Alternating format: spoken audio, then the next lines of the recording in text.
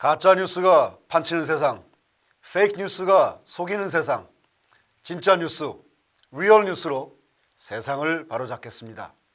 진정방송 진짜 뉴스 시작합니다. 여러분, 요즘 굉장히 마음에 힘든 이런 일들이 많으시죠? 지금 대한민국은 소리 없는 전쟁 중입니다. 총칼 없는 생각과 목소리의 전쟁이라고 표현할 수 있을까 싶습니다. 아마도 촛불이 이 전쟁을 시작시켰고, 그리고 태극기 물결이 대한민국 수호에 나섰습니다. 여러분, 전쟁이라는 것은 말입니다, 적들이 만들어 놓은 환경에서 거기에 적응하느라 급급한 상태에 싸우는 것은 최악의 방법이라고 합니다. 오히려 이기기 위해서는 내가 설정한, 내가 만들어 놓은 환경에서 내가 나를 수호하기 위한 그러한 전략에서 그 전쟁에 임해야 이길 수 있다고 합니다.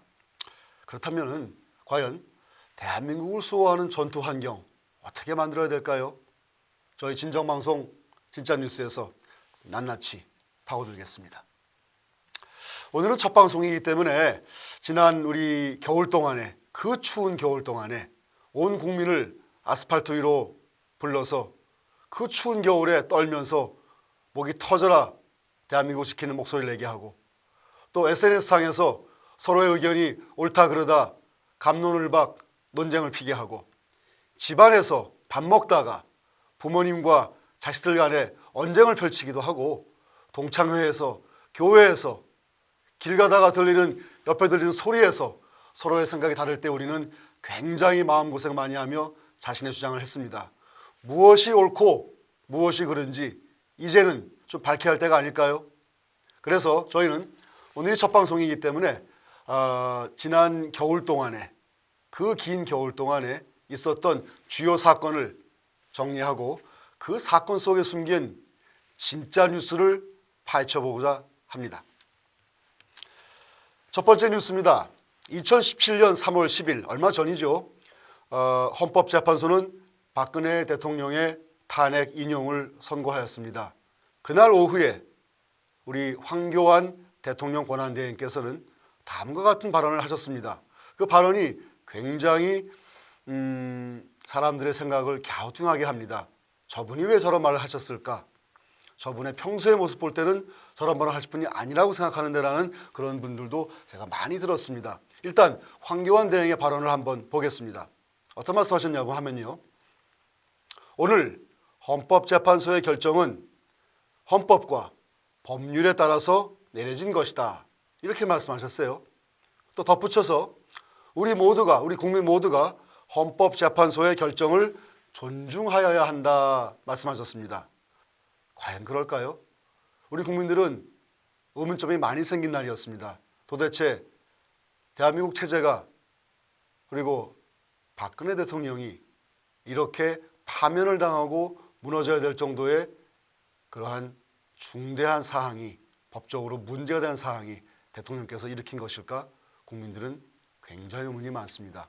그 사실 속에 담겨있는, 그 상황 속에 담겨있는 진짜 뉴스를 파헤쳐 보도록 하겠습니다. 먼저 우리 국내에서는 의견이 분분합니다.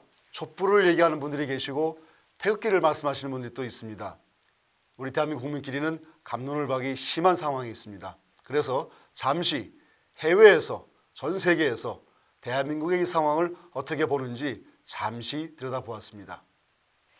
여러분 아시죠? BBC라는 방송이 있습니다. 영국의 유명한 국영방송이고요. 또 CNN 많이 들어보셨을 겁니다. 전 세계적으로 유명한 뉴스 채널입니다.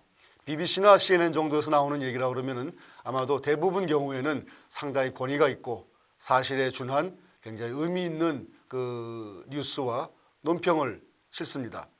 지난 3월 17일, 얼마 전이죠. CNN에서 보도한 내용을 제가 한번 들여다보았습니다. 그 내용을 제가 그대로 읽어드리겠습니다. 증거 없이 민심으로 대통령을 탄핵한 한국, 민주주의 국가에서는 있을 수 없는 일. 제 얘기가 아닙니다. CNN의 뉴스에 나온 그 코멘트 그대로 제가 읽어드렸습니다. BBC도 비슷한 말을 했고요. CNN의 논조와 비슷한 얘기인데 결국은 무슨 얘기를 했냐 하면은 대통령이 탄핵되었는데 당혹스럽다라는 이유로 탄핵이 되었다라는 정말 그 말 자체도 이해가 안 될 정도의 그 표현이 나오기 시작했는데요. 영어에서는 이렇게 표현이 됩니다. The president who got impeached for being embarrassing. embarrassing? 창피하다, 당혹스럽다. 그건 감정적인, 감성적인 얘기거든요. 법적인 용어가 아니라고 생각합니다. 그런데 그런 embarrassing한, 창피하고 부끄럽고 당혹스러운 감성적 상황을 만들어낸 그 환경 속에서 그러므로 대통령은 탄핵이 되어야 된다. 전 세계의 메이저 언론들은 도대체 이해할 수 없다는 그런 표정으로, 그런 눈빛으로 대한민국을 바라보고 있다는 사실입니다. 좀 더 들어가 보겠습니다. CNN 보도에 어떻게 나와 있냐 하면요. 박근혜 대통령은 전 세계 민주주의 국가 중에서 뇌물이나 부정부패나 위증 등의 정확한 확실한 유죄 증거가 제시가 되고 다 드러났기 때문에 탄핵이 된 것이 아니라 다음과 같은 굉장히 생소한 내역으로 탄핵이 되었다. 뭐라는지 아십니까? 당혹스럽다, embarrassing 한다고 그랬어요. 창피하다, 부끄럽다 뭐 그런 뜻이겠죠. 똑똑하지 않다, stupid이라는 표현을 썼습니다. 마지막으로 지각이 없다, indiscreet, 개념이 없다, 뭐 배려를 안 한다 뭐 그런 뜻일까요? 그런 모든 세 가지 단어들은 법적인 용어가 아닌 것 같습니다. 저도 법을 전공한 사람 아니기 때문에 법에 대해서 깊이 있는 이해는 저도 듣고 배워서 이해합니다만은 상식의 준에서 얘기해 볼 때에도 법적인 용어는 아닌 것 같아요.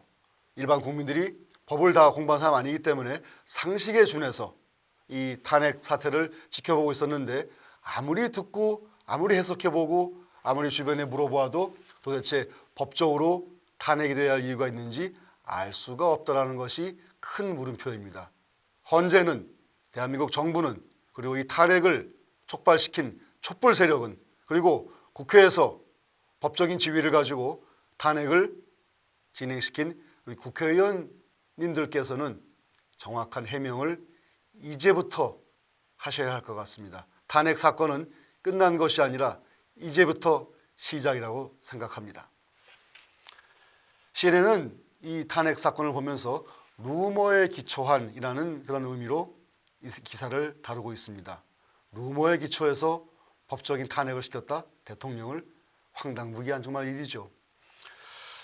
이런 얘기도 합니다. CNN 보도에서는 박 대통령은 직접 연루되지 않고 직접 돈 한 푼 받지 않고 제3자가 최암흑이라는 제3자가 돈을 받았기 때문에 그런 정황이 있기 때문에 그것도 정확한 증거가 다 제시된 것도 아니라고 보고 있는데 탄핵을 당했다.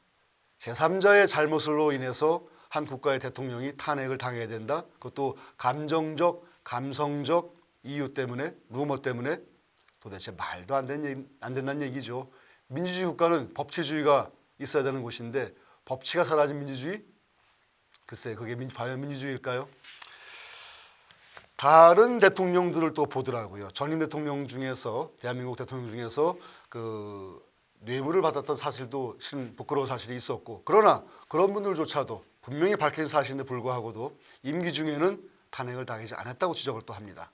임기 후에 조사를 받고 그거에 따른 법적인 그 판결을 받고 대가를 치른 적도 있었지만은 임기 중엔 그런 일이 없었는데 지금 박근혜 대통령은 실제로 증거도 없고 루머에 의해서 국민 감정에 의해서 감성에 의해서 대통령 싫으니까 미우니까 내려와라. 국민들이 뽑아준 정확한 민주주의 절차를 통해서 뽑아준 투표를 통해서 뽑힌 선출된 대통령을 내가 마음에 안 든다고 끌어내린다? 그게 과연 민주주의일까요? 그거는 마치 초등학생 정도 수준의 아이들이 야 너도 싫어. 난 네가 마음에 안 들어. 내 감정 속에서 난 네가 별로 그렇게 달갑지가 않아. 그래서 감정 싸움하는 수준의 탄핵 절차였다면 그게 과연 적법한 절차였을까요? 우리 국민들은 분명히 물어야 한다고 생각합니다. 만약에 이러한 탄핵이 적법한 절차에서 이루어진 것이 아니라면 적법의 반대는 간단하죠. 불법 아니겠습니까? 적법을 증명해야 할 그 의무는 탄핵을 진행시킨 측에서 져야 한다고 생각합니다. 만약에 탄핵이 적법하지 않은, 즉 불법이었다면 탄핵 절차에 의해서 발생된 이 대선 정국은, 대선 스케줄은 5월 9일로 정해져 있죠. 탄핵이 발효됐기 때문에, 즉 대통령이 파면되었기 때문에 새 대통령을 뽑아야 되기 때문에 시작된, 촉발된 이 대선 스케줄은 과연 적합한 것일까요? 그것부터 따져야 되지 않겠습니까? 왜 탄핵을 진행시켜서 대한민국을 이렇게 아수라장을 만들어 놓은, 그들이 만들어 놓은 환경에서 우리 애국 국민들이 눈물만 흘리면서 싸워야 될까요? 대한민국을 지키는 우리들이 만든 환경에서 이 전쟁을 치러야 한다고 생각합니다. 도대체 이 탄핵 사태는 왜 벌어진 걸까요? 그리고 누가 이러한 사태를 벌린 것일까요? 표면적으로는 국회의원들이 국회의사당에서 어떠한 의견을 모아서 법 집행을 했습니다. 그러나 그러한 절차가 이루어지기 전에 시작점으로 다시 한번 가봤으면 좋겠습니다. 여러분, 탄핵 사태 하면은 제일 먼저 떠오르는 이름이 아마도 있죠. 우리 JTBC 방송의 손석희 사장, 손석희 아나운서입니다. 그분이 태블릿 PC라는 상황을 뉴스에 거론하면서 그 상황이 촛불로 갔고, 촛불이 탄핵으로 갔고, 결국은 박근혜 대통령은 파면을 당했습니다. 손석희 사장님은 JTBC의 사주가 아닙니다. 오너가 아닙니다. 대한민국 기업 환경에서, 그리고 어느 나라든지 간에 오너의 어떤 그 사전 동의 없이 이러한 국가를 뒤흔들 정도의 일이 과연 가능할까요? 그렇게 저희가 한번 파고 들어가 봤습니다. 손석희 사장님의 상관, 즉 최고 의사 결정권자는 그 JTBC 중앙미디어 그룹의 회장이신 홍석현 회장이십니다. 누구나 다 알고 있는 사실이죠. 홍석현 회장께서 어떠한 언행을 하고 다니시는지 저희가 한번 조용히 한번 그 흔적을 모니터해 보았습니다. 그랬더니 재미있는 사실들이 많이 보입니다. 그 말씀을 좀 드리고자 합니다. 지난 3월 19일에 홍 회장께서 역시 소유하신 중앙선데이라는 또 이 언론 매개체에서 홍 회장에 대한 인터뷰 기사가 실렸습니다. 그 기사의 내용을 있는 그대로 중앙선대에 실린 그대로 제가 발췌를 해보았습니다. 이런 말이 거기 적혀 있더군요. 헌법재판소의 박근혜 대통령 파면 결정은 지난해 2016년 10월 24일 JTBC의 태블릿 PC 보도로 촉발된 것이나 다름없다. 이게 중앙선대위에서 홍석현 회장과의 인터뷰 대담에서 나온 그 말 그대로 제가 옮겨놓은 것입니다. 즉, 홍 회장께서는 자신이 소유하고 자신이 경영하는, 자신이 총책임자로 있는 그런 미디어 그룹 내에서 이 촛불 사태를, 탄핵 사태를 촉발시킨 거나 다름이 없다고 인정을 하시더군요. 더 보겠습니다. 탄핵이 된 그 일정을 볼 경우에는 JTBC의 손 사장께서 그 태블릿 PC를 얘기한 거 당연히 맞고요. 얼마 뒤에 국회에서는 결국은 소추 의견이 진행이 되었습니다. 그 직전에는 촛불 집회가 진행이 되었고요. 그래서 10월 24일 손석희 사장의 태블릿 PC 사건 보도로부터 시작해서 지난 12월 9일 박 대통령의 탄핵소추안 국회 가결까지는 아주 급속도로 진행이 되었습니다. 그것이 첫 번째 상황입니다. 그 상황에 대한 주요 포인트는 다음과 같습니다. 박근혜 대통령의 퇴진을 요구하는 촛불 집회와 연이은 박 대통령의 탄핵소추안 국회 가결은 JTBC 손석희 사장의 태블릿 PC 보도를 시작으로 촉발되었다는 사실, 분명히 기억할 필요 있습니다. 사실입니다. 팩트입니다. 두 번째, 그렇게 국회에서 가결된 이후로 소추안이 다음의 일이 벌어졌습니다. 2017년 1월 13일입니다. 중앙일보 JTBC의 홍석현 회장께서 리셋 코리아라는 굉장히 애매모호한 그 조직을 출범시키셨어요. 거기에 참여하신 명단이 또 공개가 되었는데 한 70여 분 정도의 쟁쟁한 분들이 거기에 있으신데 대한민국을 대표할 만한 지식인들이고 정치인들도 계시고 굉장한 분들이 거기 들어있더라고요. 국가를 움직일 정도의 그런 무게감이 느껴지는 굉장한 분들이 있는 리스트였습니다. 근데 거기서 나온 발언이 재밌습니다. 그 13일 리셋 코리아 출범 행사에서 홍 회장께서는 다음과 같은 그 연설을 하신 걸로 지금 기록에 남아 있습니다. 이렇게 말씀하셨습니다. 이미 광화문 촛불에서 집단지성의 힘은 확인이 되었다. 그리고 그 촛불의 에너지를 디지털 공간으로 옮겨와서 시민이 국가 시스템을 바꾸어야 한다. 무슨 뜻일까요? 굉장히 많은 의문을 자아내게 하는 그런 코멘트이십니다. 그날 촛불을 집단지성이라고 말씀하셨습니다. 시민이 국가 시스템을 바꿔야 한다고 했습니다. 그리고 보수와 진보를 아우르는 개념의 축사를 김진명 작가가 그날 하셨습니다. 만약에 홍석현 회장께서 보수도 진보도 모두 아우르는 거대한 조직의 수장이다라는 이미지 메이킹이었을까요? 그런 이미지 메이킹을 언론사 사주께서 왜 하셔야 됐을까요? 궁금해지기 시작합니다. 그 다음을 가봤습니다. 3월 10일 날 드디어 헌재 판결이 일어났고 박 대통령은 파면이 되었습니다. 그리고 약 일주일 뒤인 3월 18일 날 우리 홍석현 중앙일보 JTBC 회장께서 회장직 사의를 표명하셨습니다. 우연의 일치일까요? 일주일여 만에 대통령 파면된 직후에 홍 회장께서는 본인이 평생 운영하는 본인이 소유한 미디어 그룹을 내려놓았습니다. 왜 그러셨을까요? 궁금해지기 시작합니다. 바로 다음 날 3월 19일에는 중앙선대위 창간 10주년 기념 인터뷰에서 아까 말씀드린 홍 회장과의 인터뷰 기사가 게재되었었는데 그 모든 기사의 정리를 해보면은 이런 말이 나옵니다. 그 안에 기사 내용 그대로 발췌하겠습니다. 홍 회장의 말씀이십니다. 우리의 태블릿 PC 보도로 나라가 크게 뒤집히는 것을 보았다. 이렇게 말씀하셨어요. 연이어서 촛불이 내세운 강력한 메시지가 있었다. 이게 나라냐? 였다면은 이게 나라다라는 프로그램이 있어야 하지 않느냐. 내가 책임감을 느낀 것이다. 글쎄요. 언론사 사주께서 나라에 대한 책임감을 정치인도 아니시고 대통령도 아니신데 본인이 그런 책임감을 느끼면서 본인이 수하에 있는 손석희 사장을 통해서 이 사태를 벌이게 된 것을 본인이 인정하시면서 본인이 마지막에 책임을 느낀다? 과연 그 책임의 의미가 무엇일까요? 굉장히 궁금해지기 시작합니다. 그래서 저희는 이런 질문을 던지고 싶습니다.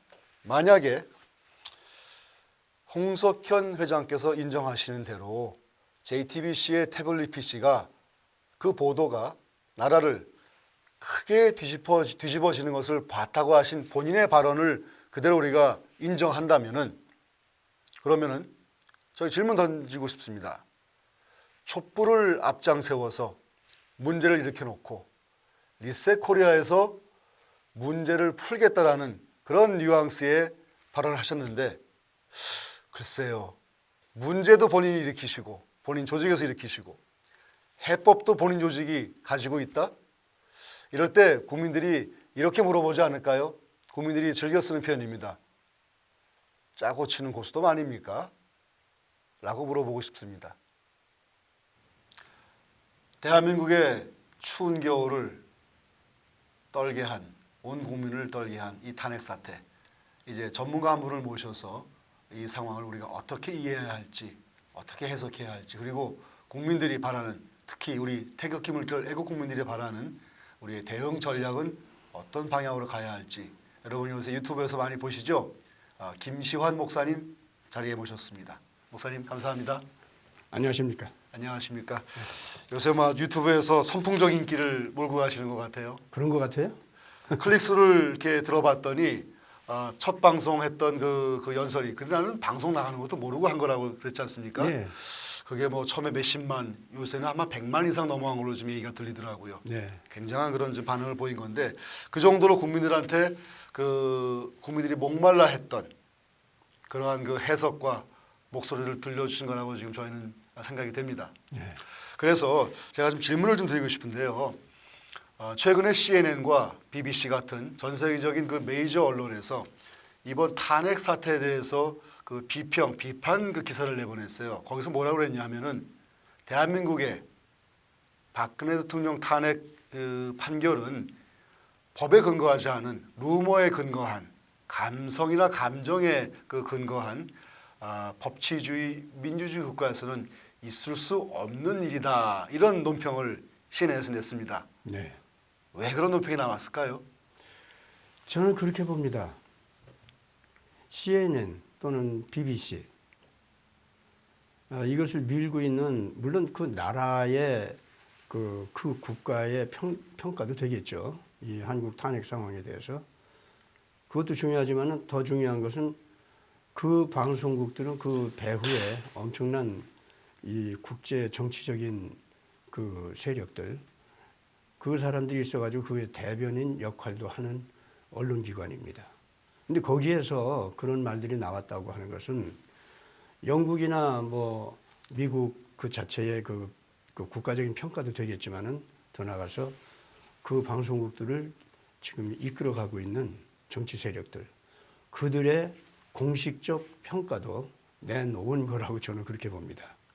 그렇기 때문에 지금 현재 한국 내부에서 탄핵을 주도해왔던 그 다음에 그거에 이어서 이제 탄핵 인용을 해놓고 급하게 대선 전국을 주도하는 이 사람들이 자기들 입장이 지금 어떤 입장에 있는지 다시 한번 스스로 재고해야 될 때라고 저는 그렇게 봅니다.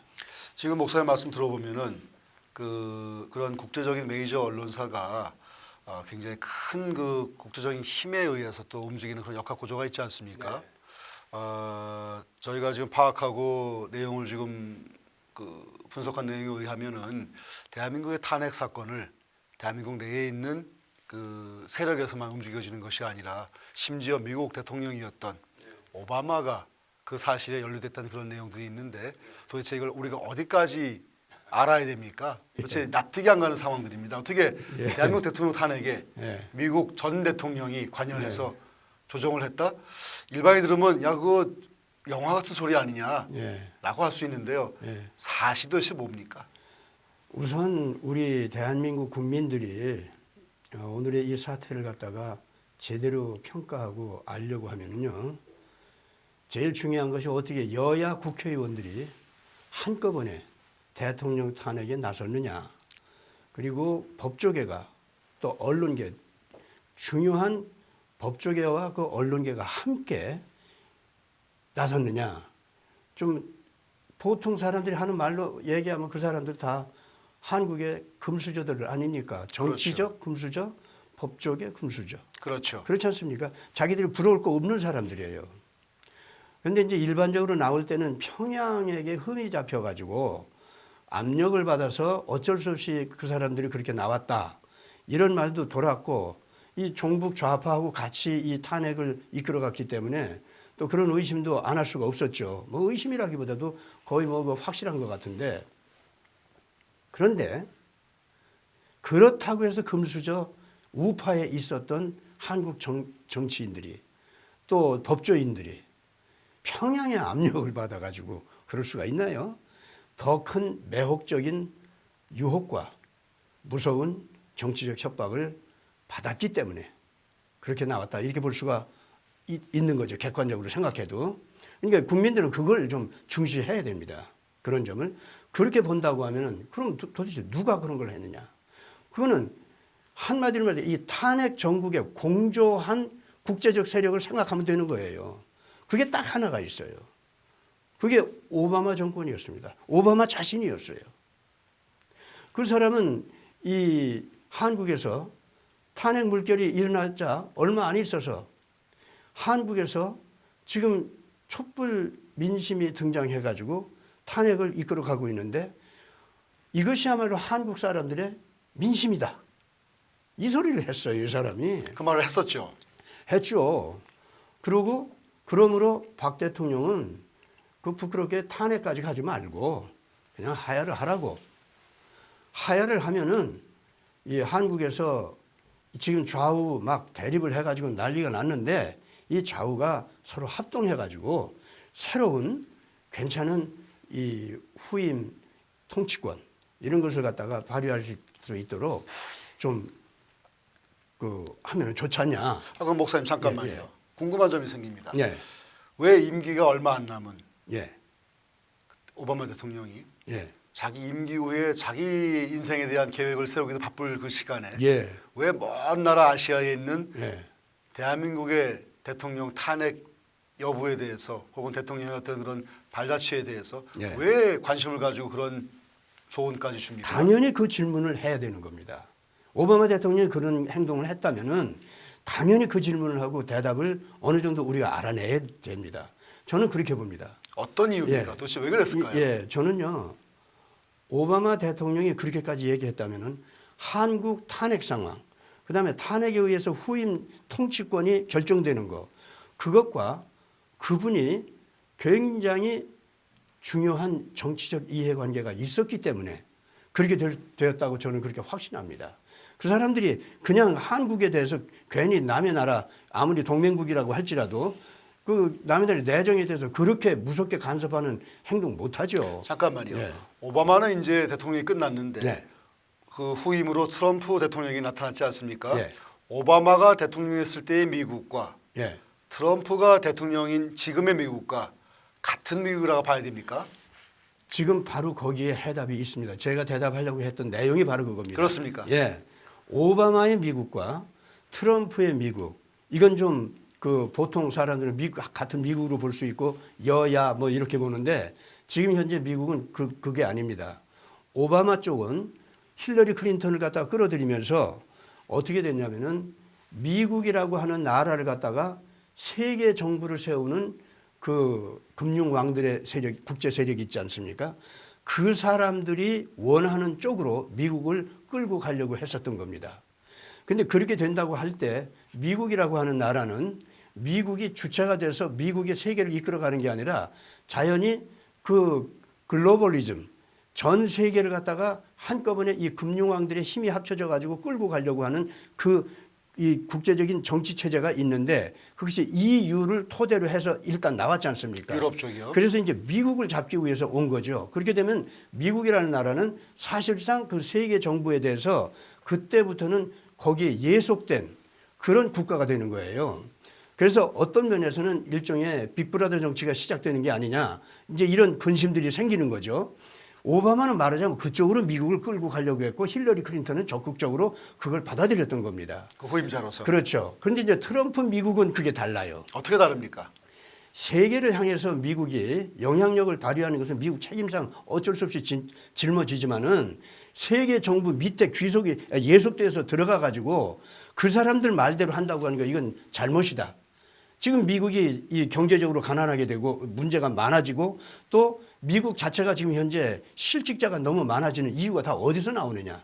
바로 미국을 그런 식으로 끌고 가는 그러한 글로벌리즘 그 세력의 영향력이 있기 때문에 그런 것이 아니냐. 따라서 오늘 미국은 먼저 그런 식으로 나가기 전에 정말 세계에 대해서 미국이 제 역할을 제대로 하기 위해서도 미국은 미국 원래의 모습을 되찾아야 된다. 그래서 미국의 전통적 가치 그리고 퓨리타니즘 이것도 찾고 그리고 교육도 이제부터는 도덕성 있는 올바른 교육도 하고 이 경제 구조 자체를 갖다가 미국 사람들 자신이 스스로 잘 살아갈 수 있는 체제로 다시 바꿔가야 된다.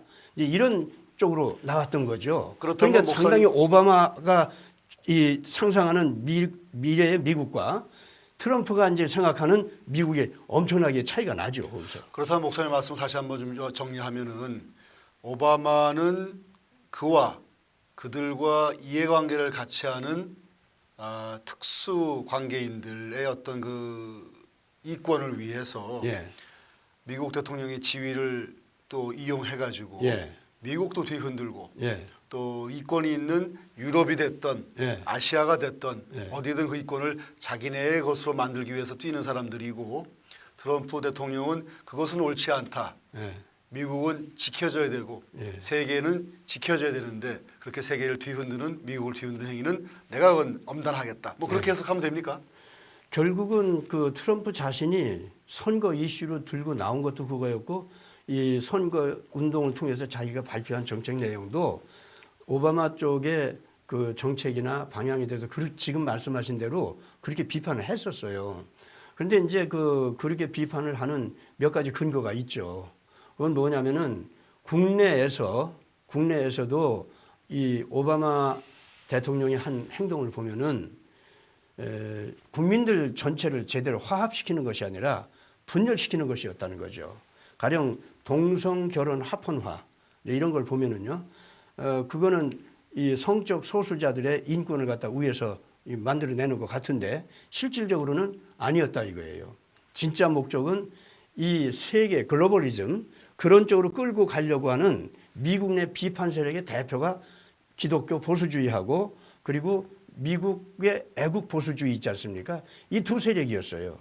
그런데 이 두 세력이 도덕적으로 아주 싫어하고 거부하는 것이 뭐냐면 동성애 그리고 동성애에 의한 퇴폐한 성적 문란한 문화 그거였었습니다. 그렇기 때문에 오바마 쪽에서 이 세계 글로벌리즘을 갖다가 반대하는 이 대표적인 두 세력을 갖다가 이 덮어 누르려고 하니까 이 사람들을 갖다가 좀 미국 주류에서 끄집어내서 이게 따로 갈라지게 하려고 하니까 구실이 없단 말이에요. 그 구실로다가 동성결혼 합헌화 이 작업을 했던 겁니다. 더군다나 동성결혼 합헌화 자체 그 행동 자체가 그 무슨 대법관 9명이서 그걸 정했는데 그건 헌법을 위배한 거죠. 한국에서 벌어진 상황하고 똑같아요. 유사한 것이 아주 그거 벌어졌네요. 빼다 박은 거 이번 탄핵하고 너무나도 비슷하게 돌아가고 있어요 지금. 난 그래서 그거 혹시 그거 배운 것이 아닌가 그런 생각까지 들 정도에. 목사님, 우리 저희 뉴스가 오늘 첫날입니다. 네네. 그래서 오늘 첫 게스트로 우리 목사님을 모시는 그런 또 우리 또 영광을 누렸는데요. 저희 뉴스의 방향성이 있습니다. 네. 뉴스 속에 숨겨져 있는 진짜 뉴스를 밝히는 겁니다. 네네. 좀 속 시원한 우리가 좀 얘기를 알고 싶고 진짜 상황의 그 진실을 알고 싶은데 지금 목사님 말씀 들어보니까 충격적 내용이 많이 있는데 예. 우리 한국 국민들에게는 이제 미국 얘기가 간혹 먼 나라 얘기로 들리거든요. 네. 우리 목사님 이제 그 마무리 대화 쪽으로 가시면서 이러한 CNN 보도는 한국의 탄핵 상황을 비판을 했고 예. 그 CNN은 심지어 오바마라든가 그런 세계적인 아주 특수한 분들의 연관성이 분명히 있는 조직으로 우리가 알고 있는데 네. 그네들이 한국에 대해서 오바마를 앞장 세워서 영향을 끼치는 또 이런 또 아주 굉장히 그 뭐랄까 이해할 수 없는 일이 생기고 있는데 일반 국민들은 잘 그게 이제 연결고리가 안 만들어지거든요. 네. 한번 마무리 대화를 해주시는 차원에서 오바마가 왜 이런 그 개입을 했고 CNN은 왜 또 여기에 또 브레이크를 걸었고 예. 그러면 그러한 오바마의 개입과 CNN의 오바마에 대한 브레이크를 거는 것과 또 심지어 대한민국의 탄핵 정국을 비판을 했는데 네. 이런 모든 것들이 네. 대한민국 내에서 촛불을 일으키고 탄핵 사태를 만들어낸 그들에게는 어떤 영향을 끼치는 것일까요? 예. 야, 이 질문이 하도 커가지고 한꺼번에 다 얼마나 대답을 시간이 있는지 난 모르겠는데. 뭐 충분히 말씀하십시오. 괜찮습니다. 예. 우선요 이번에 CNN에서 그렇게 이 한국 탄핵 사태에 대해서 비판한 거 있죠. 그것을 한국 안에 있는 탄핵 주도 세력만 비판했다고 봐서는 안 됩니다. 그렇군요.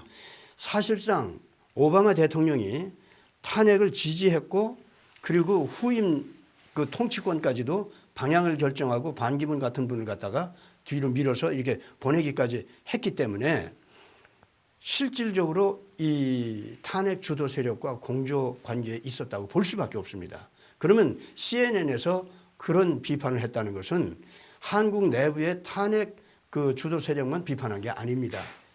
오바마 대통령의 행동까지도 비판한 겁니다. 원래 CNN은 오바마 측을 옹호하는 입장 아니었습니까? 원래 옹호했죠. 왜 비판을 하죠? 예, 지난 선거에서 일방적으로 그 트럼프를 갖다가 그냥 폄하시키고 형편없이 얘기했었죠. 그러면서 힐러리 클린턴만 올려주고. 너무 유명한 거 아니겠습니까? 예, 그러면서 동시에 오바마가 하는 모든 것은 다 칭찬하고 그랬었어요. 근데 왜 돌변했죠? 입장이? 그러니까 바로 거기에 이제 문제가 있다는 거죠. 아무래도 오바마와 글로벌리즘 그 세력 그 내부 관계 속에서 이번에 이 한국에서 이 탄핵 정국 운영하는 거 있지 않습니까? 이거에 대해서 상당히 논란이 있는 것 같고 의견이 분분한 것 같습니다. 더군다나 CNN 쪽에서 그렇게 적극적으로 오바마의 언론기관이나 다름없다라고 봤던 CNN 쪽에서 오바마를 비판한다면은 그거는 뭐냐면은 그 내부에서 오바마보다 상부에 있었던 권력층 이쪽에서 오바마의 이 동북아시아 정책 가운데서 한국 이 통치권을 막 뒤흔드는 거 있지 않습니까? 이런 것에 대해서 강력하게 비판하는 소리가 나왔고 그건 안 된다는 쪽으로 얘기가 나온 것을 저는 그렇게 봅니다. 생각해 보세요. 지금 CNN에서 나오는 소리는 트럼프 대통령의 한 소리하고 똑같은 소리가 돼 있어요, 지금. 원래 트럼프를 그렇게 비판하고 난리치던 그 CNN이 그러게 말입니다. 그러니까 왜 이렇게 되겠어요? 그러니까 이거는 결과적으로 오바마 자신이 비판받는 입장이 됐고 그것도 자기네들 글로벌리즘 내부에서 비판받고 있다 이거죠. 자, 그럼 그 말씀을 예. 우리 한국으로 상황을 좀 옮겨오겠습니다. 예. 지금 미국에서 벌어지고 세계에서 벌어지는 일들인데 예. 도대체 한국에 어떤 의미가 있는지를 마지막 한번 여쭤보겠습니다. 제가 오늘 보도에도 말씀드렸는데요. 이 탄핵 사태 예. 혹은 촛불 사태를 촉발시킨 인물은 우리가 알고 있는 JTBC의 손석희 사장입니다. 예. 손 사장의 상관은 예. 최고 의사 결정권자는 역시 JTBC 그룹의 홍석현 회장입니다. 네. 그래서 그 시작도 JTBC 그룹에서 시작이 되었고 예. 이번에 또 홍 회장께서는 리셋 코리아라는 굉장히 특이한 조직을 출범시키셨는데 예. 그 연설에서 나온 내용을 정리해 보니까 예. 리셋 코리아가 이 사태를 풀 수 있는 해법이 있다는 그런 뉘앙스로 얘기가 나오기 시작하고 있어요. 도무지 그분들 감각이 있는 건지 나 잘 알 수가 없습니다. 자, 그렇다면은 예. CNN은 탄핵을 비판하기 시작했고 예. 오바마를 비판하기 시작했고 예. 원래 오바마를 옹호하는 그런 조직이었는데 언론기관이었는데 또 국내 대표적 언론사인 JTBC 중앙 미디어 그룹에서는 탄핵을 촉발시킨 그 제1 그걸 뭐라고 불러야 될까요? 주인공이라고 표현할까요? 예. 주인공이 됐는데 촉발도 시키고 해법도 있다고까지 예. 사주인 홍 회장께서 발표를 하셨는데 예. 그렇다면 국제적인 공조 세력에서의 오바마와 CNN과 그 흐름과 예. 국내에서의 이 탄핵을 촉발시킨 그 세력들 간에서는 도대체 어떤 일이 벌어지는 겁니까? 저는 뭐 일단 이거는 얘기할 수 있지 않을까요? 홍석현 회장이 이러한 그 탄핵 정국을 역시 주도하는데 상당한 역할을 했다. 이건 뭐 부인할 수가 없는 것 같고 상황으로 봐서. 그러면은 당연히 이분은 그 뒤에 국제적으로 자기를 갖다가 밀어주는 힘에 그 힘을 받고서 이런 행동을 한 거고 또 국제적인 그 세력은 한국 내부에서 탄핵에 의한 이 정권 이양이라든가 뭐 이 새로운 정권 탄생 이거에 대해 굉장히 이익을 계산하고 홍석현 회장한테 이런 오더를 내렸던 것이 아닌가 하는 국민들이 전반적으로 이제는 그렇게 그 의식할 수밖에 없는 상황이 왔다는 거. 그렇다면 말입니다. 예, 예. 아니 잠깐만. 네네. 그런데 홍 회장은 마치 리셋 코리아 하면서 거기에 무슨 해답이 있는 것 같이 얘기를 한 거 있지 않습니까? 그거는 참 무리한 얘기죠.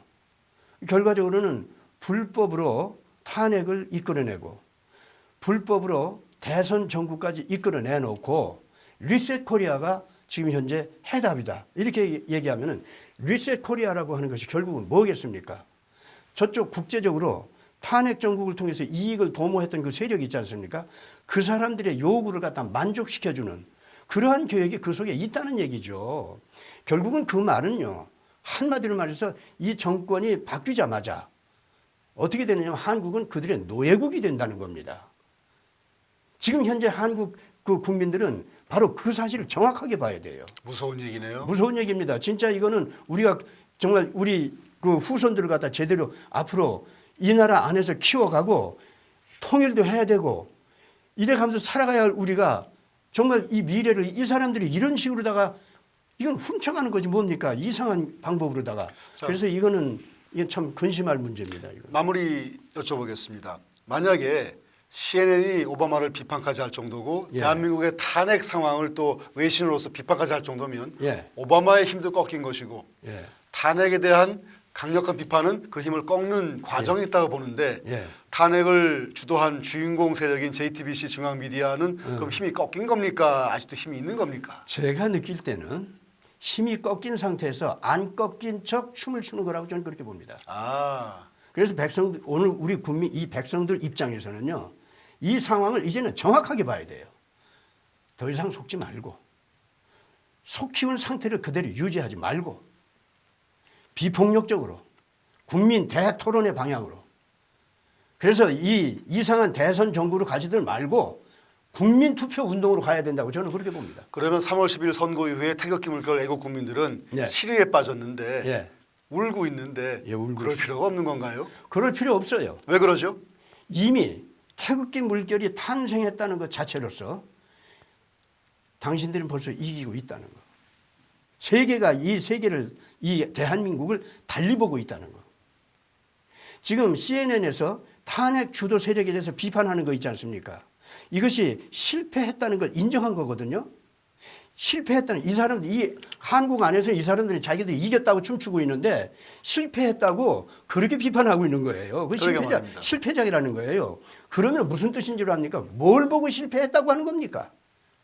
대한민국 안에서 만약에 이 태극기 물결이 안 일어났다면은 그 사람들이 이번 탄핵 인용을 갖다가 실패작이라고 그렇게 봤겠습니까? 그러네요. 그러므로 지금 태극기 물결에 속한 이 국민들은 당연히 알아야 할 것이 있습니다. 당신들은 이겼다는 거. 바로 태극기 물결이 이겨내는 그 에너지의 그 원동력이 된 거네요. 그렇습니다. 그 자체가 된 거네요. 그 자체였습니다. 그러니까 트럼프도 대한민국을 지금 보호해야 된다. 그리고 여기서 이 정권이 이상하게 바뀌는 건 난 반대한다. 이렇게 나온 거 있지 않습니까? 그거는 태극기 물결이 일어났기 때문에 대한민국을 신뢰해서 한 소리예요. 그게. 미국이 군사적으로 혈맹국인 대한민국을 100% 보호하겠다는 천명을 수없이 하고 있습니다. 최근에. 예. 그래서 북한의 도발은 아예 뭐 물 건너간 일로 좀 보고 있는데 네. 그러면 트럼프가 한국을 작정하고 보호하기로 한 것도 결국은 예. 태극기 물결을 보고서 명분과 확신을 얻었다고 볼 수 있습니까? 그거는 제가 그렇게 본다는 게 아니라 실제로 그 사람들이 그렇게 말을 했으니까 네. 트럼프 대통령이 그렇게 얘기했어요. 네네네. 나는 한국의 민심이 태극기 물결 쪽에 있다고 믿는다. 그러면 네. 언젠가 우리 김진태 의원께서 하신 말씀이 어떻게 기억납니다. 예. 촛불은 바람 불면 꺼진다.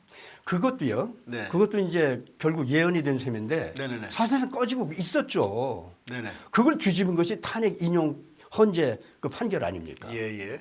그런데 그것도 더군다나 거기다 못 찌려가지고 이 사람들이 이긴 것 같이 한 것이 지금 황 대행께서 헌재 탄핵 인용 판결이 그것이 법적으로 옳다고 그런 말을 한 것 때문에 그렇게 됐습니다.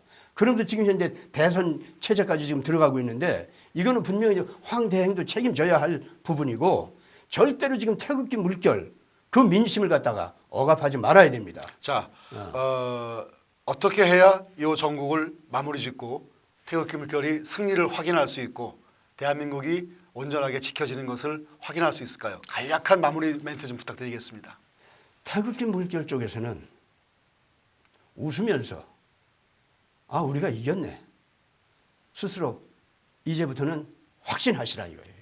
이미 국제적으로도 판결이 나버렸어요. 자 그렇다면은 태극기 물결 쪽은 이제부터 자신들끼리 더 뭉쳐야 됩니다.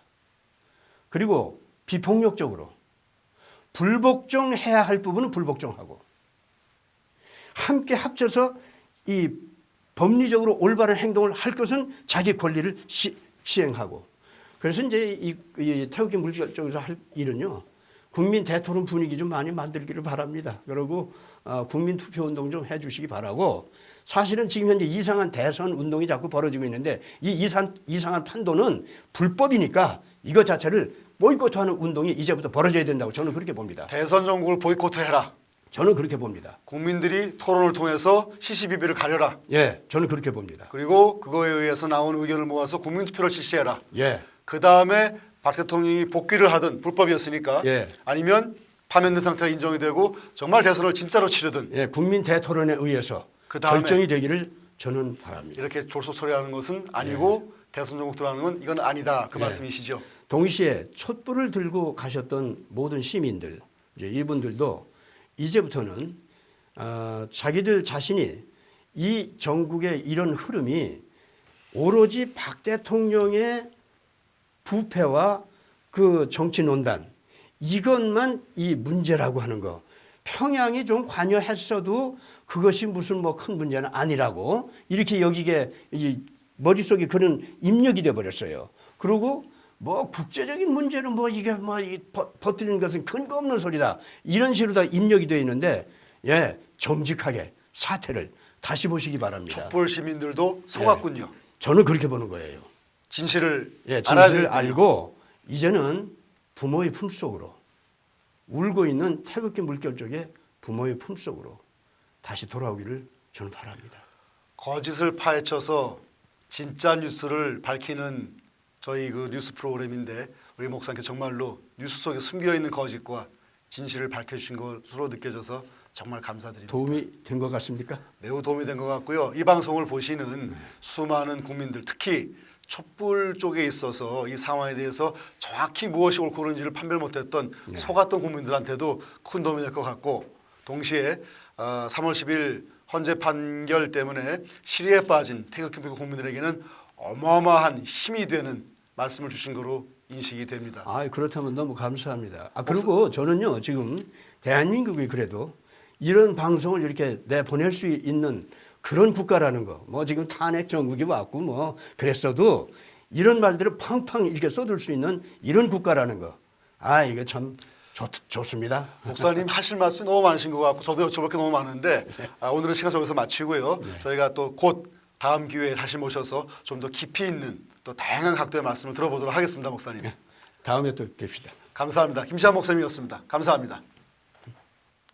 지금 대한민국은 5월 9일이라는 날짜를 향해서 급행열차가 달리듯 고속질주를 하고 있습니다. 도대체 이게 무슨 영문인지, 우리가 왜 대선을 치러야 되는지 궁금증을 가지는 국민들도 너무너무 많습니다.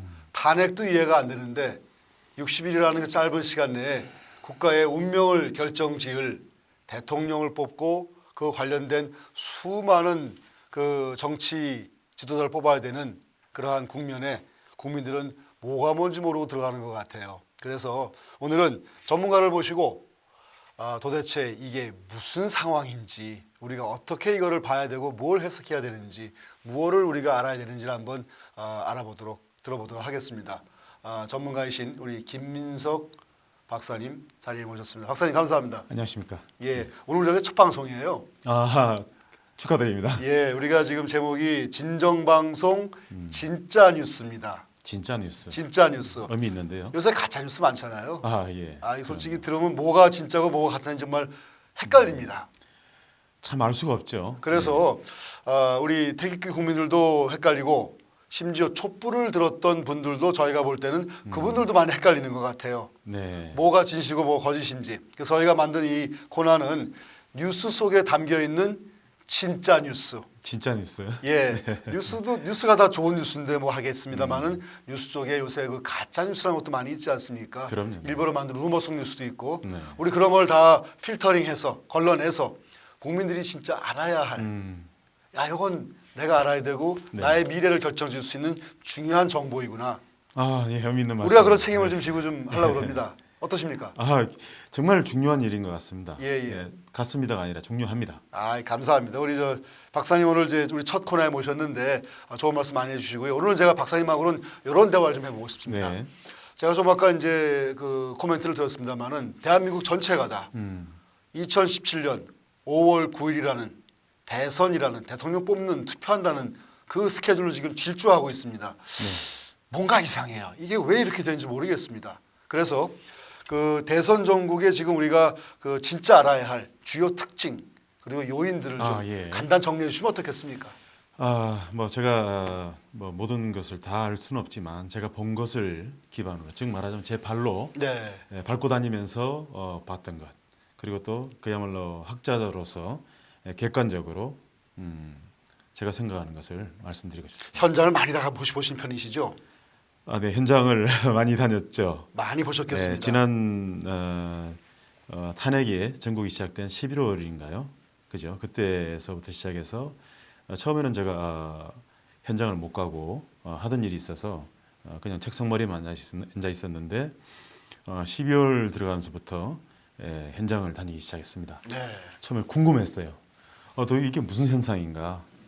촛불이 막 일어나고 또 자그맣게 태극기도 일어나고 그런 것들이 궁금해서 처음에는 촛불에도 갔다가 태극기도 갔다가 여러 사람들 만나보면서 파악하기 위해서 생각을 들어보고 그러다가 이렇구나라는 걸 알게 됐고, 그 다음에 이제 특히 태극기 집회에서 다니시는 분들을 발로 취재하고 그 사람들의 눈물을 보고 그 사람들이 또 그야말로 무엇을 원하는지 그러면서 이건 대한민국 정치사에서 처음 있는 시민혁명과 같은 그런 현상이구나라는 것을 깨닫게 됐습니다.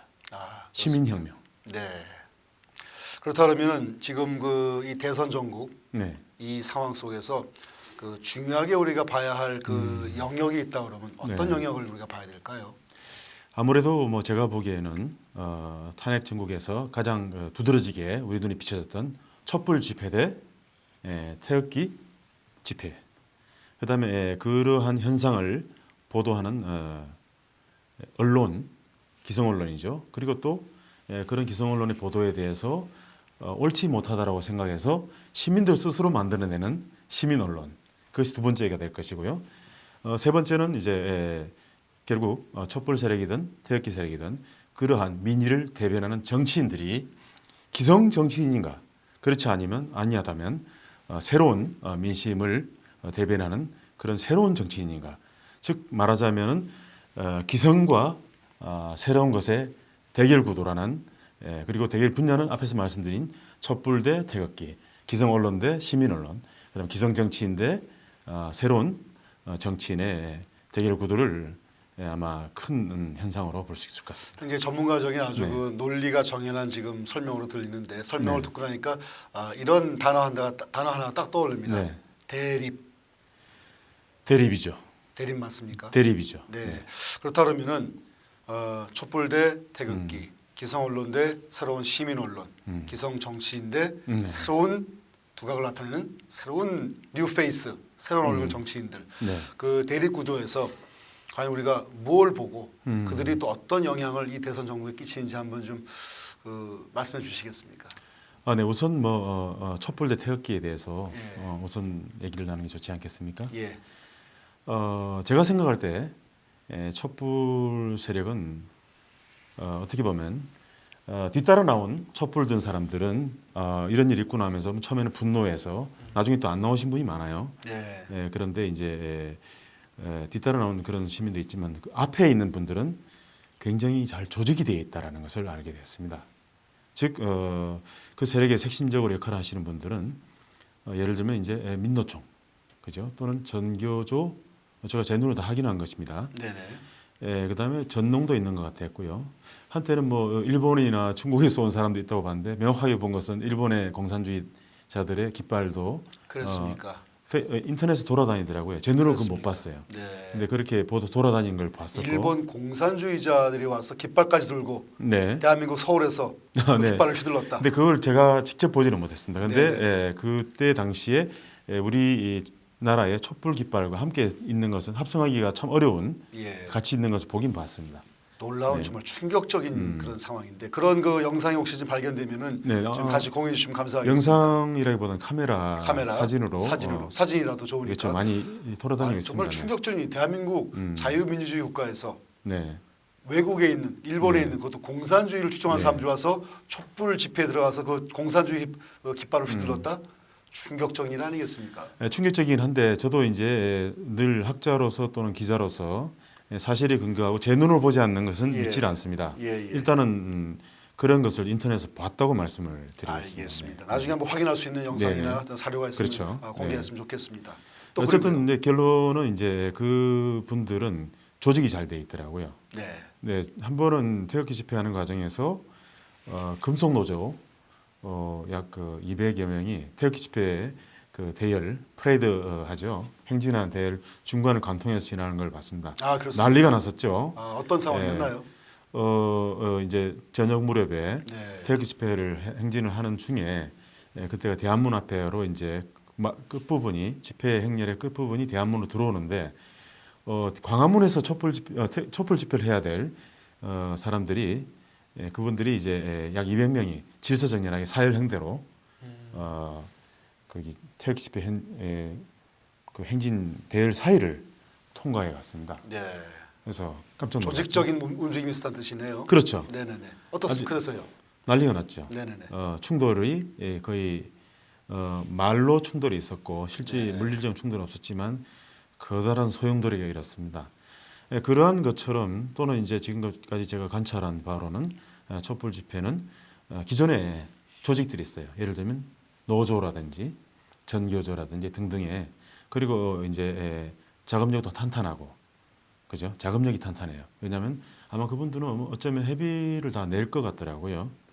그런 내는 조직이기 때문에 또 일사불란한 조직 체계가 있고 그런 또 행동에서 아마 일사불란한 모습을 늘 봐왔었고 반면에 그죠? 말씀드릴까요? 네, 말씀하십시오. 다음. 그런데 태극기 집회에 참가한 사람들은 그야말로 군중, 소위 말하는 조직화되지 않은 군중. 네, 네.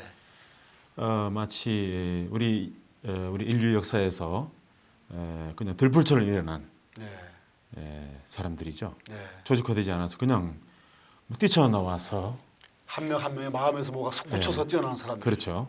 누가 시킨 것도 아니고. 그럼요. 네네네. 이거를 다른 말로 하면 자발적 의지라고 합니다. 자발적 또는 의지. 네. 자유의지라고 하죠. 자유의지. 그렇죠. 예. 네네네. 그래서 말하자면 어떤 시민운동이랄까 이런 데서 초기 단계이죠. 네. 조직화되지 않은 단계에서 그렇죠.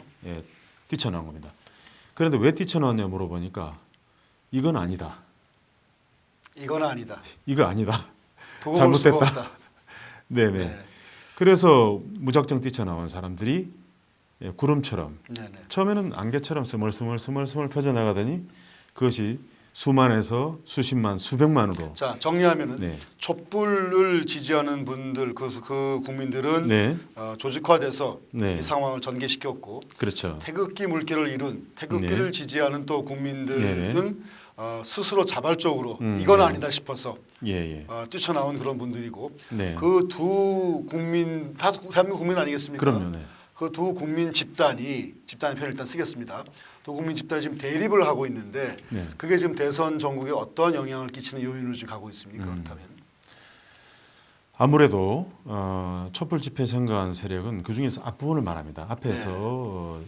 뭐랄까 우리가 말하면 흔히 혁명의 전이대라는 표현을 쓰죠. 네네네. 혁명의 전이대 이것은 이제 공산주의 방식에서 혁명의 전이대라는 이건 레닌이즘이죠. 네네네. 마크시즘을 실제 행동으로 전개한 레닌의 언어에서 혁명의 전이대라는 표현이 행동부대 이렇게 이해하면 그렇죠. 되겠습니까? 전이대. 행동부대. 행동부대. 알겠습니다. 앞장서서 그 말하자면 아직 미몽에 있는 그 시민들 군중들을 이끌어내는 판을 짜가는 사람들. 앞에서 판을 이제 앞에서 앞장선 거죠. 알겠습니다. 그래서 예를 들면 더 강성이고 더 이념적으로 투철하고 그럼 그에 대립해서 맞서는 태극기 물결 세력들은 굉장히 미약한 힘으로 비춰질 수 있겠네요. 꼭 그렇지는 않습니다. 그렇지 않습니까? 조직화는 안 돼 있습니다. 네. 현재 뭐 당을 국민저항본부라는 당을 만든다는 그런 것을 조직화를 이제 막 시작 4개월째 이제 막 이제 해보려고 네. 이거 그냥 우리 흩어져서 이렇게 태극기는 흔들어도 되겠냐 하면서 네네네. 정당을 만드는 움직임이 보이는데 그러나 그분들은 흩어진 상태였고 다만 그 열성은 진성입니다. 왜 그렇게 얘기를 할 수 있냐면 예를 들어서 우리 기존 정당의 당원들이요. 제가 물어보니 책임 당원은 뭐 매월 5만 원 내는 사람이라 하거든요. 근데 이분들은 나올 때마다 5만 원씩 냅니다. 그렇군요. 토요일 날 나올 때마다 내는 돈이 5만 원이고 또 자기가 차비를 들여서 나옵니다. 그렇죠. 네, 그런 분들이 전국 방방곡곡에서 서울로 몰려오시거든요. 누가 시켜서 나오는 것이 아니라 조직화돼서 명령에 의해서 나오는 것이 아니라 스스로 원해서 그리고 자기 돈을 내고 자기가 돈을 쓰고 시간 쓰고 나오는 사람들이기 때문에 그렇죠. 아까 말씀 진성이라는 표현을 쓰시는 거고. 열혈진성. 자 그렇다면은 이 대선 전국의 흐름 속에서 네. 그 촛불과 태극기 어떤 그런 흐름은 제가 이해가 됐는데 네. 그것을 지켜보는 그 기존 미디어와 지금 아까 말씀하신 심지어 시민들도 참여하는 그 새로운 미디어, 새로운 언론 어떻게 지금 상황이 지금 진행되고 있습니까? 참 재밌습니다 이게. 저의 변화 과정을 말씀드리면서 아마 우리 박사님 스스로의 경험. 예, 그렇죠. 좋습니다. 한번 들어보죠. 한번. 예, 말씀해 주세요. 제가 사실은 이제 태극기 집회 12월 중순부터 예. 참가를 하면서 물론 촛불도 같이 갔어요. 그렇군요. 태극기 집회 낮에 갔다가 저녁에 촛불 집회 보고 사람들하고 대화도 해보고 그랬는데 결국은 12월 31일 날 우리 보신각 앞에서 제아의 종소리 울릴 때 그때 제가 무심코 들이댄 휴대폰 이렇게 무심코 이렇게 휴대폰을 이렇게 들이댔습니다. 들이대가지고 상황을 향해서. 예, 그때 페이스북으로 네네네. 현장에 대해서 실시간 네네네. 생방송하는 방법을 다른 분에 의해서 다른 같이 오신 분에게서 배웠습니다. 그때 배워서. 네, 12월 31일 날 네네네. 11시경에 배웠어요. 그렇군요. 이렇게 하면 된다 해서 네. 그래서 12시에 카메라를 들이댔습니다. 1인 미디어를 스스로 시작하신 거네요. 그때. 알겠습니다. 처음으로 했죠. 그렇군요. 그러니까 저는 페이스북을 하긴 했는데 생방송하는 걸 그날 처음 알았습니다. 네. 왜 그렇게 했느냐? 왜 그랬을까요? 그것은 기성 언론에서 네. 보도를 하지 않더라고요. 네. 태극기 집회를. 네. 그리고 너무나 일사불란하게 탄핵 정국에서 행동 통일이 된 듯한. 네. 사실 그 세상이라는 것은 그죠? 뭐 100년, 200년 전의 역사들도 논란이 있고 그렇죠. 그렇죠. 세상에는 항상 그 양면성이 있고 또 이면이 있는 것이고 그렇죠. 또 대립고 논쟁이 있는 것인데 너무 일사불란한 언론의 보도 방향을 보고 이상하다는 느낌을 가졌죠. 아, 그러면 공통분모 하나 보이네요. 네네. 촛불 세력, 촛불 집회에 나오는 그런 네네. 사람들도 일사불란하게 조직화된 것이 일단 아, 포착이 그렇군요. 되었고, 네네. 맞습니다. 네. 그다음에 이 언론도 보면 일사불란하게 책에 잡힌 누군가의 명령에 의해서 움직이는 듯한 그런 움직임이 패턴이 보였다는 뜻이네요. 그러면. 그렇죠. 그래서 네네네. 저는 태극기 집회를 가봤는데 그런 현상들이 보도 하나도 안 되는 겁니다. 네. 근데 촛불 집회는 마치 광화문 앞을 뒤덮고 있는 듯이 네. 이것이 그것만이 목소리인 양. 심지어 과장 보도도 되지 않습니까? 물론이죠. 네네네. 정말 갖가지 방법으로 지난 4개월 동안 우리가 일일이 다 흔히 말씀드린 얘기하는 가짜 그런데 뉴스, 페이크 뉴스. 그렇죠. 심지어는 네네. 뭐 촛불 숫자를 늘리기 위해서 인위적으로 막 그 촛불 시설물을 설치하기도 예. 아스팔트에 막 촛불을 설치하기도 그럼 하고. 그것은 자연 발생자보다 누군가 인위적으로 만들었던 뜻이 그렇죠. 되겠네요. 네. 그렇죠? 근데 어쨌든 이제 12월에는 보도가 안 되길래 네네. 이것도 목소리인데 네네. 이건 왜 보도가 안 되지 하면서 그럼 내가 한번 세상의 사람들에게 이것도 알려야 된다. 네네. 그래서 31일 날 그날 그러시군요. 그 이후로 지금까지 어떻습니까 상황이 그러면? 제가 부지런히 이제 주말마다 페이스북으로 생방송을 하고 그래서 한 2월 들어서는 뭐 1.5만이 동시에 시청하는 그런 개가를 올렸죠. 1.5만 동시 시청. 네. 방송국이 되신 거네요, 그냥 자체로. 그렇죠. 뭐 이야. 하다 보니 그래 되더라고요. 그렇군요. 그리고 네네. 또 이제 그 애국자들이 예를 들면 1월 초에는 이제 헌법재판소 앞에서 1인 시위하는 분 인터뷰해서 네. 그래서 구석구석 찾아다니면서 네네. 즉 기성 언론이 다니지 않는 곳을 누비면서 틈틈이 박사님처럼 그런 그 기성 언론이 감추고 속이고 가리는 그런 거에 분개하고 막 이거 못 참겠다 해가지고 1인 미디어, 1인 언론을 만드신 분이 박사님 외에도 더 계십니까? 지금 부직이 있습니다. 지금 조직 있습니까? 아. 한번 어디 나가 보면요, 네네네. 다들 그 셀카봉하고 네네네. 또는 이제 셀카봉 없이 휴대폰을 바로 드는 분도 있고 네. 셀카봉 또는 산발의 트라이포드라는 그 우리 카메라 설치대 그거를 들고 다니는 사람이 이르기까지 이제 그거를 사람들이 안 그걸 거예요. 사회 현상으로 본다면은 조금 약간 전문가적인 어떤 그런 좀 개념을 정리해 주신다면 어떻게 그걸 이해해야 됩니까? 그것은 그 시민 언론이라 할 수 있고요. 기성 언론에 시민 언론. 대항하는 시민 언론. 시민 언론. 또 한 가지는 뭐냐면 이것이 우리가 흔히 말하는 그 뉴미디어 시대가 됐는데 네네. 우리가 뭐 세계화라든지죠, 글로벌라이제이션의 표현을 쓰지 않습니까? 네네네. 세계화 또 정보화는 표현을 썼잖아요. 그렇죠. 그것이 1990년대 말부터 2000년 초에 유행하던 그런 용어였습니다. 정보화. 네. 즉 뭐냐면 이제 미디어가 확산됐고 또 우리가 뭐랄까 매체가 어떤 방송 매체 인터넷뿐만 아니라 네네네. 휴대폰이라는 혁명이 생겼어요. 그렇죠. 그래서 이 휴대폰이 발전하다 보니까 삼성의 어떤 그 기여랄까요? 그래서 이제 2000년 초에 나온 게 사이버 민주주의라든지 전자민주주의라는 표현이 있었습니다. 그렇죠. 그것이 인터넷에 기반한 것이었거든요. 그렇죠. 예, 예. 근데 이것은 요즘은 뭐냐면은 그보다 한 단계 더 나아가서 뭐랄까 1인 방송의 민주주의랄까? 네네네.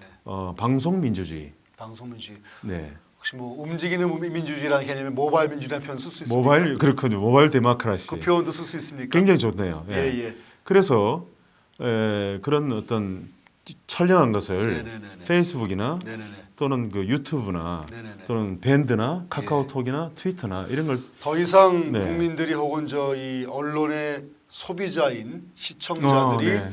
그 기존의 언론을 갖다가 보고 듣는 공급받는 그런 언론 정보가 아니라 스스로 그렇죠. 정보를 네. 생성해서 그럼요. 네. 공유하고 네. 그 상황을 여론을 조성해가는 네, 네. 굉장히 그 주도적인 그 시민 언론으로 바뀐 거네요. 그러면 바뀌었죠. 굉장히 재밌는 상황. 근데 재밌는 것은 네네. 미국의 트럼프 현상의 예, 바로 주 요인은 주 역할은 바로 기성 언론이 아니라 그렇죠.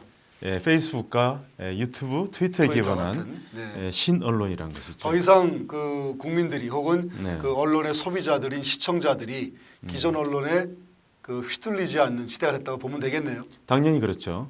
트럼프도 그 자신의 페이스북에 제가 네. 가입 팔로잉 하고 있는데 네네네. 팔로워가 1,000만 명이 넘어요. 대단한 일 아니겠습니까? 네, 기존 언론사가 1,000만 명 비호가 없지 않습니까? 쉽지 않지 예, 그렇죠. 않습니까? 근데 예. 트럼프가 자기가 페이스북에 상기 네. 글자를 쓰면 네. 어떻게든 1,000만 명은 기본 보게 돼 있는 겁니다. 자. 근데 퍼나려면 수천만이 보죠. 자, 그럼 다시 한번 정리해 보죠.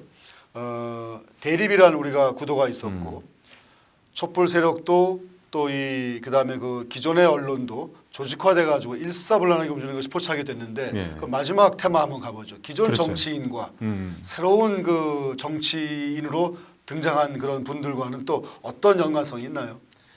참 재미가 있습니다. 제가 현장에서 바로 그것을 보고 말씀드리는 건데 예, 예. 또 제가 예를 들어볼게요. 네. 3월 17일이었던가요? 3월 17일. 예, 예. 63빌딩에서 자유한국당 합동 예비 후보 합동 연설회 있었죠. 네, 있었죠. 예, 예. 예, 그때 이제 제가 그때 제가 마침 산발이가 무거워서 내려놓고 아, 그냥 갔었어요. 네, 네, 네. 갔었는데 이제 갔더니 저는 늘상 하는 대로 항상 그 앞쪽이 좌우 전후 좌우 무대 위 할 거 없이 누비고 다니면서 촬영하거든요. 그러시죠. 그날도 뭐 여느 때와 달리 다름없이 그 합동 후보 연설에 단상 옆으로 가서 좋은 위치를 자리를 잡고 촬영하려고 폼 뭐 이렇게 들이댔죠. 그렇죠. 근데 각도를 이제- 잡으셔야 되니까. 예. 이거 또 이게 이 휴대폰이라는 것은 기존 카메라와 달리 원거리를 줌인할 수가 없습니다. 그렇죠. 그렇기 때문에 가까이 갈 수밖에 없어요. 그렇죠. 근데 거기서 행사 진행 요원들이 제지를 하는 겁니다. 애초부터 첫 전설회인데 어찌된 일인지 제지를 하더라고요. 네, 접근하지 못하게끔. 네네. 네네네. 그래서 이제 기자 아니면 안 됩니다. 그래서 이제 기자증을 보여줬죠. 아, 그러니까 산발이 없는 카메라는 안 됩니다. 그래요. 그것도 산발이 없으면 기자가 아니랍니까? 산발이 카메라에다가 이제 자. 우리가 지금 저희 촬영하고 있는 네네네. 제법 덩치가 있는 카메라 예. 그거 아니면 안 된다는 거예요. 참, 그 기준이 참 네. 신기한 기준을 이제 그래서, 들이대네요. 네네네. 제가 이제 이렇게 얘기했죠. 보세요. 지금 저기 언론사 많이 와 있죠. 저거 오늘 저녁에 이것을 보도할 것 같아요, 안 할 것 같아요? 아, 안 하는 거 아시죠? 아, 예, 안 합니다, 저분들. 네네. 그리고 극히 일부 잘라서 자기들이 원하는 것을 자기가 원하는 목적에 부합되는 스토리 라인을 구성해서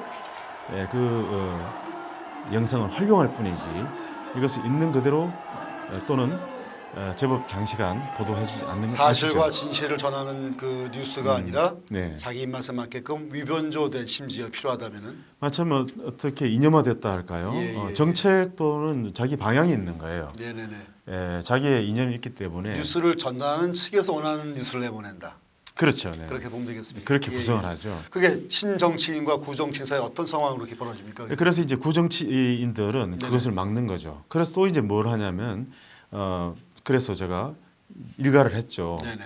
보도 안 하잖아. 그렇게 얘기하니까 말을 못 하더니 오늘 이 공보실에 등록하셨습니까? 아, 그러니까 제가 이렇게 얘기했죠.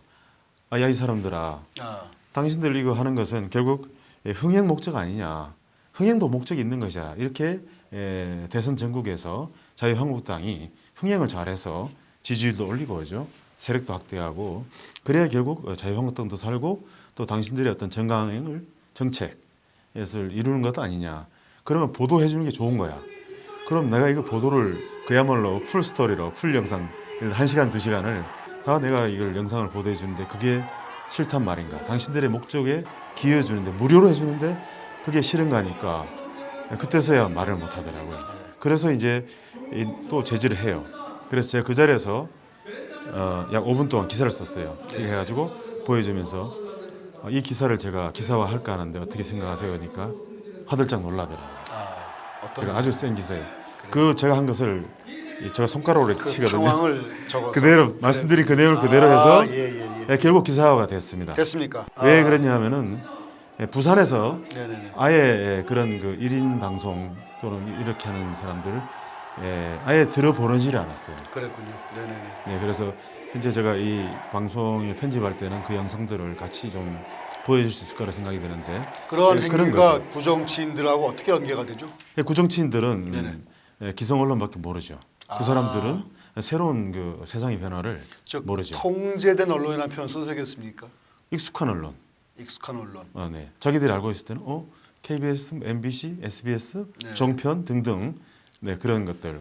자 그러면은 지금 말씀하신 아까 네네. 처음의 상황에서의 개념은 대립이라는 그런 그 단어가 떠올랐었는데 네네. 그 이후에는 어떤 그 촛불 쪽 기존의 기성 언론 쪽 네. 그거를 또 마음껏 자기 입맛대로 맞춰 쓰는 기존의 기성 정치인들은 조직화되어 있고 그렇죠. 네. 누군가의 어떤 명령에 마치 움직이듯이 뭐랄까 아주 일사불란하게 움직이는 획일화가 되어 있고 이런 말을 감히하지 고정관념에 사로잡힌. 사로잡힌.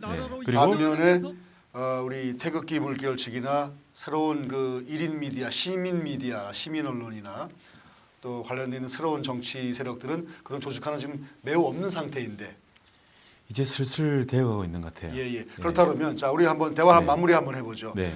조직화되어 있는 그 기존의 그 세력과 조직화가 안 돼 있지만 이건 내가 도저히 두고 못 보겠다 해서 나선 개인이 됐던 미디어가 됐던 정치인이 됐던 앞으로 향후 이제 지금 치닫고 있는 5월 9일 향한 그 대선 전국에서 이 전국을 이대로 내버려야 될지 정말 모를 정도로 국민들은 자신의 권리가 많이 빼앗긴다는 느낌도 지금 토로를 많이 하는 걸로 알고 있습니다. 이렇게 그 조직화되어 있는 힘이 움직일 때는 효율이 높아지지 않습니까? 원하는 네. 것도 이루어내고 빠르게 이루어내고 굉장히 높은 수준의 결과를 내지 않습니까? 네. 조직화가 안 돼 있는 어떤 그런 행동은 그거에 비해서는 열세인 것이 우리가 상식인데 그럼요. 네. 어떻게 봐야 됩니까 이 상황을 지금 뭐 어떻게 해야 됩니까? 제가 봤을 때는 네, 이분들이요 네. 자발적으로 그룹을 만들어요. 그러니까 이제 태극기 물격으로 말씀하시는 그 거죠? 안에서 물론 국민저항본부라는 정당 창당 준비 그러니까 작업이 조직화를 좀 하고 있다는 뜻이네요. 지금. 그렇죠. 알겠습니다. 그다음에 그다음에요. 이 시민 여론도 네네. 시민 방송도 예. 조직화가 되고 있습니다. 그리고 그리고 서로 네트워크가 돼가지고 그렇군요. 내가 오늘 여기 가니까 못 가는데 당신이 하나의 갈 그 수 있냐. 클러스터를 형성하듯이. 그리고 또 자기가 촬영한 영상을 공유를 해요. 그렇군요. 무료로. 그렇군요. 이제 예를 들어 제가만 해도 이제 할 때 제가 휴대폰 하나 더 샀거든요. 그렇군요. 제가 왜 휴대폰이 두 개가 더 필요할까요? 한 가지는 페이스북으로, 한 가지는 또 유튜브로 동시 방송을 하면서 그러시군요. 그러면 저는 이제 이 전화번호 두 개인 거예요. 목적은 뭐냐면 보도를 하기 위해서. 방송국이 확장되고 있군요 지금. 그렇죠. 예. 그리고 또 이제 네트워크가 되니까 네네네. 지역 간에 여러 군데에서 계신 분들 네트워크를 해서 서로 정보 공유하면서 네네. 백업 플레이를 하고 예. 또 이제 지금 하나 또 모임이 좀 견고하게 만들어지고 있습니다. 그렇다 그러면은 기존의 그 미디어든 정치 세력이든 아니면 이 촛불을 통해서 네네. 탄핵을 만든 그 세력이든 철저하게 조직화되어 있는 것이 우리가 포착이 네. 되고 있는데 그 상황을 보다 못한 조직화가 안 돼 있던 그 일반 국민들이 평소에 안 하던 미디어 활동도 하고 네, 그렇죠. 또 평소에 정치 안 하는 분들도 내가 나라도 정치하겠다 할 정도의 그렇죠, 어떤 그렇죠. 애국심이 불타는 일이 벌어지고 있는데 네, 맞습니다. 그렇다 그러면 이 대선 전국 속에서 그러한 격돌은 앞으로도 당분간 있을 거 아니겠습니까? 오늘 우리 저 뉴스 시간에 우리 김시한 목사님이 나오셔가지고 네. 이 대선 전국을 이대로 두고 보면 안 되고 불법 탄핵에 의해서 벌어진 하나의 어떤 그런 그 현상이기 때문에 대선 전국 자체도 필요하면은 보이콧을 해야 한다라고 막까지 말씀을 하셨습니다. 네. 상황이 어떻게 전개될지는 아직은 모르겠습니다. 오늘 또 그 얘기는 또 하려면 또 한참 걸리니까 마무리 말씀을 좀 드려야 돼. 그 부분에 대해서 예. 꼭 얘기할 게 있는데 말씀해 주십시오. 그렇습니까? 감사합니다. 이 시간을 내주셔가지고 이게 결국은요. 네, 태극기를 든 사람들 또는 저처럼 이렇게 하는 사람들은 전부 자기 돈 내고 해요. 그렇죠, 다 자기 돈 내고 합니다. 그렇죠, 그야말로 자기 신념화가 된, 그렇죠. 즉 자각한 시민들입니다. 자각한 시민이라는 의미는 뭐냐면 우리 현대사에서 근대 시민운동에서 중추적인 역할을 하는 사람들입니다. 그분들이 결국 현대사의 어떤 그 민주주의 발전을 이뤄낸 것이죠. 그래서 이것이 이제 한국 역사로 봤을 때의 어떤 그 민주화 운동에 그러나 청산되지 않은 공산주의 이념으로 인해서 오늘날 이렇게 좀 영향을 미치고 있는 측면이 있어요. 근데 그것이 어떻게 보면 좌파라고 만약에 우리가 가정을 한다면 그렇게 생각한다면 이번에 이제 태극기를 들고 나온 사람은 그 세력의 반응으로 뭐 우리가 이제 변증법적이라는 표현도 쓰는데 그쪽 세력에 대해서 이거 아닌데라고 생각하는 사람이 우파로 결집이 돼가지고 자발적 의지로 자기 자각으로 자기 돈 내고 자유의지로. 그것은 바로 뭐냐면 현재 체제로 굳어져가는 어떻게 혁명이 좌파 혁명이라 할 수 있거든요. 그렇죠. 우리 가칭 좌파 혁명이라고 얘기한다면 그렇죠. 거기에 대한 반혁명으로 이루어 나가는 그런 어떤 과정. 이것은 뭐냐면은 거대한 시민 운동이고 또 시민 혁명입니다. 혁명이죠, 혁명. 혁명적 상황이라는 것이죠. 그래서 그런 그 혁명적 상황에서 앞서 있는 태극기 시민이 있고 핵심은 뭐냐면 결국은 이번 대선 전국에서 가장 큰 역할은 현재 침묵하고 있는 말한 촛불에도 가담치 않고 또 기성정치에 가담치도 않고 있던 사람들이 또는 태극기에도 가담치 않았던 사람들이 어느 쪽에 편을 들어줄 것이냐. 무엇이 진실이고 무엇이 정의인지, 그렇죠. 무엇이 가짜인지 그분들이 진실을 알게 되는 순간 네. 그리고 대한민국이라는 나라가 앞으로 어떻게 가는 것이 우리 자식 아들 딸을 위해서 우리 후손을 위해서 올바른 것인가 하는 진실과 정의 그리고 또 올바른 방향 이걸 깨달으신 자각적 시민의식이 확산이 될 때 그때에 우리 그것이 이제 대선에 영향을 미쳐서 그 역할이 바로 대선의 결과의 주역이 될 것이다. 결국 민주주의는 국민들의 뜻이 모이고 그렇죠. 그분들의 어떤 민의가 형성돼서 그럼요. 네. 거기서 발생된 그 국가의 권력은 바로 국민을 대표하는 권력이 되는 거 아니겠습니까? 바꿔 얘기해서 국민의 뜻을 거스르는 국가의 권력은 그건 그 반국민 권력, 반국가적 권력이 아니겠습니까? 다만 네네. 거기 침묵하는 다수가 네네네. 만약에 이제 두려워한다든지 네.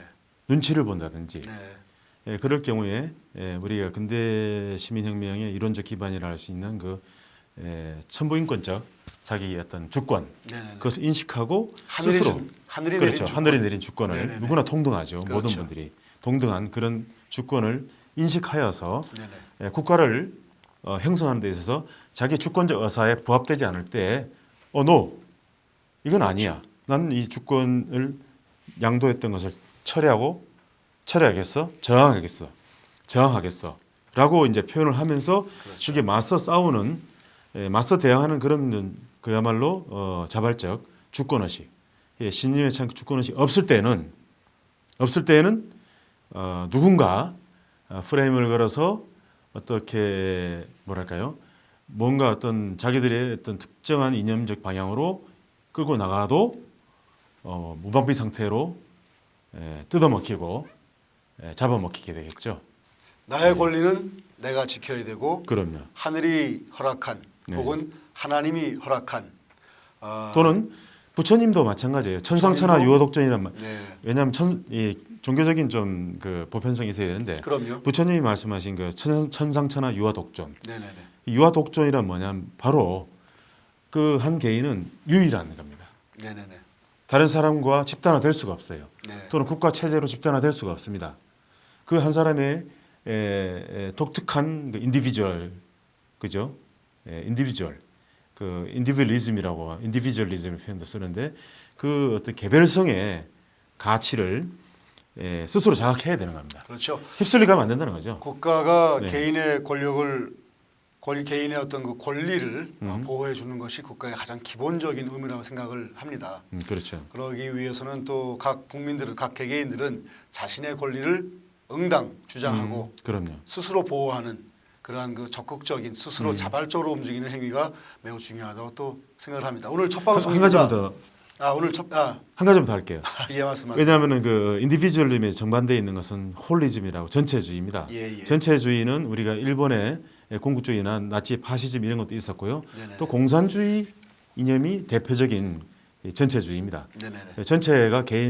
전체 속에 개인이 함몰되죠. 그렇죠. 그러나 자유민주주의는 절대로 개인은 전체에 함몰되지 않고 자기의 개별성을 기반으로 합니다. 그렇습니다. 그래서 맞습니다. 국민 여러분들께서 그야말로 개별적 주체성, 주인의식, 자아 이런 주권 의식을 자각하신다면 스스로 선택하시고 휩쓸려 가지 마십시오. 감사합니다. 멋진 마무리 코멘트 감사하고요. 저희가 앞으로 이제 오늘 첫 방송이어서 네. 오늘은 이제 시범 방송, 티저 네네. 방송이라고 부르기도 하는데 티저. 네. 일단 시도한 것이고요. 예. 지금 첫날이기 때문에 이제 아직은 다듬을 부분도 많이 있겠습니다만은 네네. 우리 저 김민석 박사님께서 이제 그 본 방송이 시작할 때 네. 또 출연해 주셔가지고 이런 현장감 있는 그렇죠. 그 시각 또 이런 깊이 있는 전문가적인 어떤 그럼요. 견해를 또 이렇게 잘 정리해 주셔서 우리 국민들에게 가짜 뉴스를 걷어내고 진짜 뉴스를 알게 해주는 그런 그래야죠. 중요한 역할을 해주시기를 매우 기대하겠습니다. 그렇게 하겠습니다. 감사합니다, 박사님. 감사합니다. 감사합니다. 자, 여러분 오늘 우리 진정방송 진짜뉴스의 첫 방송을 보셨습니다. 예비 방송이라 볼 수도 있고 우리 흔히 얘기하는 영화의 티저처럼 티저 방송이 될 수도 있습니다. 저의 형태는 조금씩 변화되고 더 발전될 수 있습니다. 그러나 저희의 핵심은 본질은 변하지 않을 것입니다. 무엇인지 아십니까?